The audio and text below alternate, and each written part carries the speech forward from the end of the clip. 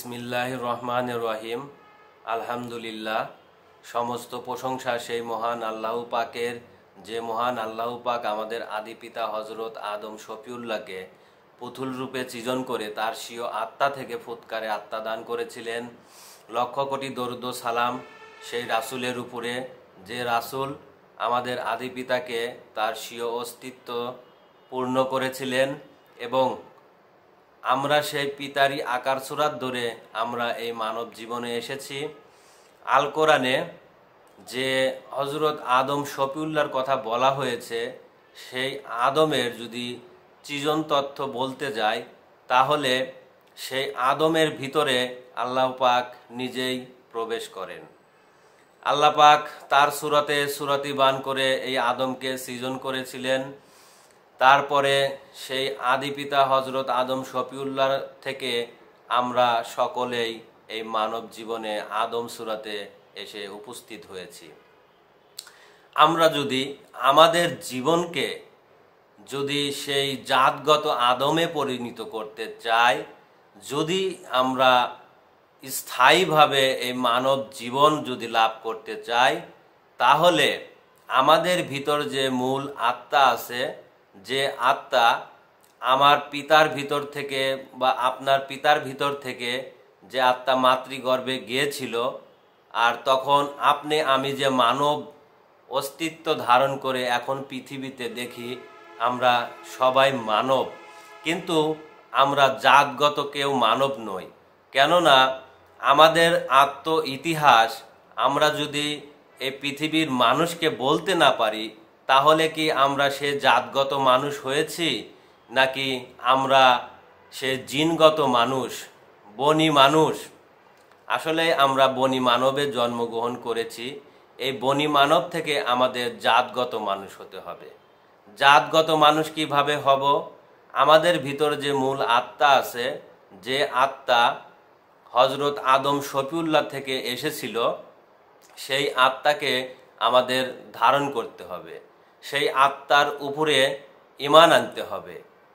আর সেই আত্মার যে সলাত আছে, অস্তিত্ব আছে, সেই অস্তিত্বকে কায়েম করতে হবে।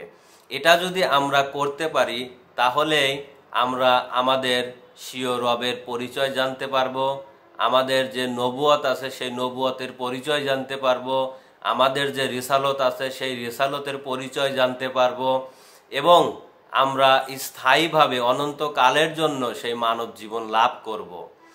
এই মানব জীবনে আমরা যে সকল মানুষ দুনিয়াতে দেখি, এরা প্রত্যেকেই সেই সৃষ্টিগত বনি মানবে জন্মগ্রহণ করে। এদের কোনো আত্মপরিচয় নেই। তাই এই মানুষ কোনো আত্মপরিচয় দিতে পারে না। এই মানুষ সেই দিনই আত্মপরিচয় দিতে পারবে যখন এই মানবের ভিতর থেকে সেই আত্মায় আত্মবান হবে। আল্লাহর অস্তিত্বের সকল সৃজন সত্তা এই মানবের ভিতরে, বিশ্ব ব্রহ্মাণ্ডে যা কিছু আছে তা কিছু আল্লাহ পাক এই মানুষের ভিতরে ভরে দিয়েছেন। তাই এই মানুষের আরেকটি নাম আশরাফুল মাখলুকাত। যেমন সে সৃষ্টির সেরা এবং সৃষ্টির সমস্ত কিছু এই মানুষের ভিতরে ভরে দেওয়া আছে। অতীতের সেই রাতের যুগ খতম হয়ে গেছে, এখন দিনী যুগ, এখন আদম নূরের বা আদম নফসের যুগ বা আল্লাহর নূরের যুগ। এই যুগে একমাত্র পথ রয়েছে আদম হওয়ার, অন্য কোনো পথ খোলা নেই। অর্থাৎ আমি আপনি যে মানুষ হয়েছি, এই মানুষের ভিতরে যে মূল আত্মা আছে, সেই মূল আত্মার যে দিন আছে, সেই দিনকেই আমাদের কোরআন কায়েম করতে বলতেছে। সেই দিনের যে অস্তিত্ব আছে, সেই অস্তিত্বকে নিজের করে নিতে বলতেছে। তাই আল কোরআন বলতেছে সালাত কায়েম করো। এই সালাতে যে ব্যক্তি নিজেকে প্রতিষ্ঠিত করতে পারবে, সেই ব্যক্তি সেই আল্লাহর পরিচয় দিতে পারবে, তার রসুলের পরিচয় দিতে পারবে। এছাড়া পৃথিবীর কোনো মানুষ সে যতই ইবাদত করুক, যদি নির্দিষ্ট কোনো জীবনের উপরে ঈমান না এনে সে ইবাদত করে, তাহলে সেই ইবাদত তার কোনো কাজে আসবে না। কেননা নফসবিহীন ইবাদত কোনো কাজেই আসবে না। সে যত ইবাদতই করুক, যেভাবেই সৎ জীবন যাপন করুক না কেন, কারণ আপনাকে সর্বপ্রথম ঈমান আনতে বলা হয়েছে। ঈমান কি? ঈমান হলো নির্দিষ্ট কোনো একটি জাতের জীবন এবং সেই জীবনকে মেনে নেওয়া, সেই জীবনকে বিশ্বাস করার নামই হলো ঈমান। আর সেই ঈমানের সালাত আছে, যে সালাত হলো ভাণ্ড, অস্তিত্ব। এভাবে প্রত্যেকটা জীবনেরই একটা করে মূল আত্মা আছে এবং অস্তিত্ব আছে। কিন্তু এই মানব জীবনে একটাই রাস্তা আছে, সেটা হলো মানুষের মূল আত্মা ধরার রাস্তা। এই আত্মাকে ধরার জন্যই কোরআন পথ রচনা করেছে, যেটা রাতের যুগেই আমাদের রাসূল হযরত মুহাম্মদ সাল্লাল্লাহু আলাইহি সাল্লাম এটাকে প্রতিষ্ঠিত করেছেন। এখন রাসূল আমাদের জন্য এত কিছু করলো কেন? রাসূল যে সত্তা, তিনি আমাদের অস্তিত্ব দানকারী।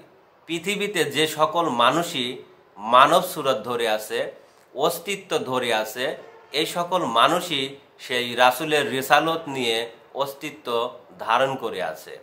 তাই তিনি এই মানুষের জন্য এত কিছু করেছেন, যে এই আল কোরআন মেনে যদি কোনো মানুষ দ্বীনের উপরে ঈমান এনে নিজেকে প্রতিষ্ঠিত করতে পারে, তাহলে সে নফসে আদম হবে, জাতি আদম হবে।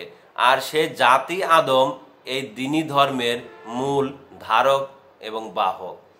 তাই আমাদেরকে আল কোরআন বিল গায়েবের উপরে ঈমান আনতে বলছে, বিল গায়েবের যে সালাত আছে সেই সালাত কায়েম করতে বলেছে। এটা আমাদের করতেই হবে, না হলে আমরা আবার সেই সৃষ্টির জগতে ধ্বংসতে পরিণত হব এবং যেখান থেকে যা যা আসছিল সেখানে তাই তাই ফিরে যাবে। আমি আপনি মানব বলতে আর কোনো কিছু থাকবো না। আমি যে পরবর্তী জীবনে যাব, আমার তো একটি নির্দিষ্ট জীবন লাগবে। এখন পৃথিবীর যে সমস্ত মানুষ এই ধর্মকর্ম করে, এই মানুষকে যদি প্রশ্ন করা হয়, তাহলে এই মানুষ কোনো প্রশ্নের অ্যান্সার করতে পারবে না।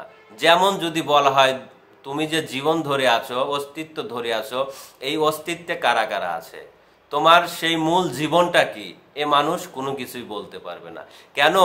এই মানুষ সব কিছু পরের থেকে নিয়ে মানুষ হয়েছে, তার নিজস্ব কোনো কিছু নেই। আর নিজের করে নিতে যখন পারবে, তখন সে পরিচয় দিতে পারবে। এটাই হলো তার সেই বিষয়বস্তু। তো যাই হোক, আমরা যদি জাতগত মানব হই, আদম হই, এই আদম হতে গেলে এই আদমের যে মূল আত্মা আছে, এর মালিকানা সত্ত্ব হযরত আদম শফিউল্লাহ। এই মালিকানা সত্ত্ব অর্জন করেছিল আমাদের প্রাণপ্রিয় মুর্শিদ, আদম নূরের মূল মুর্শিদ। তার অবর্তমানে এখন তার সন্তানেরা এই জীবনের ধারক বাহক।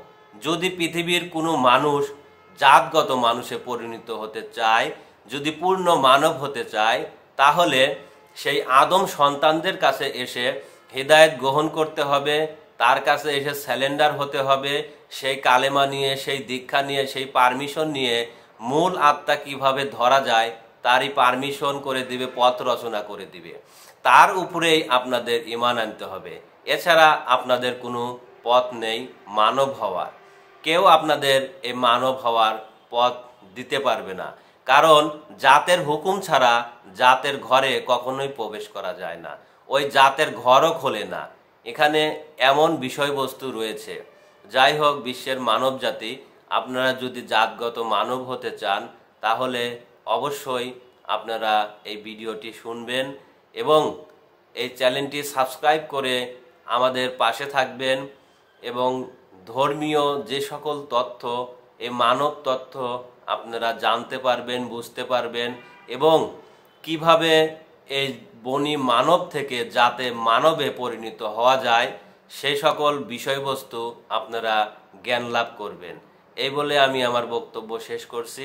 সুবহানাল্লাহি ওয়া বিহামদিহি, সুবহানাল্লাহিল আযীম। আসসালামু আলাইকুম ওয়া রাহমাতুল্লাহি ওয়া বারাকাতুহু।